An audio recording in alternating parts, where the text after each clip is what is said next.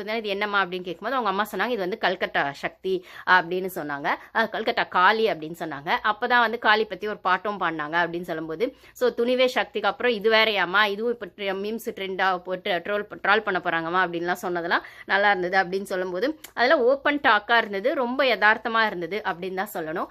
அதுக்கப்புறம் வந்து பாரு மேரேஜ் எப்போ அப்படின்னும் போது அவங்க அண்ணனோட மேரேஜ் ஃபோட்டோஸ் அதெல்லாம் அங்கே மாட்டி வச்சுருந்தாங்க.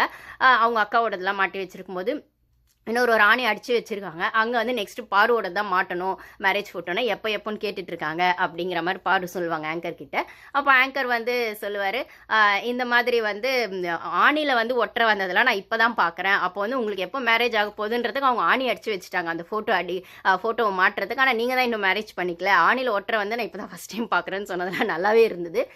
ஸோ வந்து ஆமாம் அவங்க சொல்லிட்டு தான் இருக்காங்க. 25ல் கேட்டாங்க, இல்லை நான் சென்னை போகிறேன்னு சொன்னேன். அப்புறம் 27ல் கேட்டாங்க, சர்வைவர் போகிறேன்னு சொன்னேன். 29ல் கேட்டாங்க மேரேஜ் பண்ணி சொல்லி, இல்லை பிக் பாஸ் போகிறேன்னு சொன்னேன். இப்போ ஆல்மோஸ்ட் 30 அந்த 30 ஆக போகுது அப்படின்னு சொல்லும்போது, இப்போ தான் டர்னிங் 13 சொல்லிட்டு அந்த ப்ரீ பர்த்டே செலிப்ரேஷன் ஆச்சு அப்படின்னு சொல்லும்போது, ஸோ அவங்க வீட்டில் அது சொல்லிட்டு தான் இருக்காங்க. பட் ஆனால் இவங்களுக்கு அந்த இன்ட்ரெஸ்ட் வரல, இல்லை அந்த ஜோனுக்குள்ளே இன்னும் போகலை அந்த கமிட் ஆகிறதுக்கு. ஏன்னா மேரேஜ்ன்றது ஒரு கமிட்மெண்ட் தான். ஆப்வியஸாக அது வந்து ஃபேண்டசின்னு சொன்னாலும், இல்லை அது ஒரு அழகான ஒரு ரிலேஷன்ஷிப் அப்படின்னு சொன்னாலுமே, ஆப்வியஸாக கமிட்மெண்ட் ரெஸ்பான்சிபிலிட்டி சேர்ந்த ஒரு ஃபேண்டசியாகவும் ஒரு ஹாப்பி மூமெண்ட்ஸ் அப்படின்னு சொன்னாலுமே அதுக்கான ரெஸ்பான்சிபிலிட்டி அப்படிங்கிறத ஏற்றுக்கிறதுக்கான அந்த மெச்சூரிட்டி வரும்போது தான் அதை ஏற்றுக்கணும் அப்படிங்கிறது இன்னைக்கான பொண்ணுங்களுக்கு இருக்க ரொம்ப பெரிய மெச்சூரிட்டியாக நான் பார்க்குறேன்.